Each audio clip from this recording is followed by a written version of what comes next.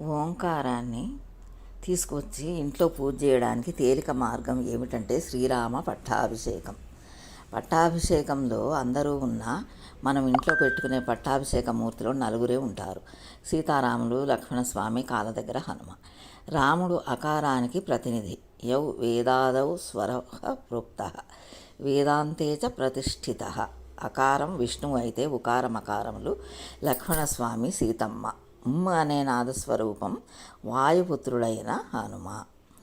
అకార ఉకార మకార నాద స్వరూపమైనటువంటి హనుమతో కలిపి ఓంకారమే ఇంట్లో సీతారామచంద్రమూర్తి యొక్క పట్టాభిషేక మూర్తిగా ఉంటుంది. ఆయనకు పూజ చేయడానికి వాళ్ళు చేయవచ్చా, వీలు చేయవచ్చా అనే అభ్యంతరం ఉండదు. కాబట్టి ఓంకారానికి పూజ చేయడం ఎంత గొప్పదో పట్టాభిషేకానికి పూజ చేయడం అంత గొప్పది.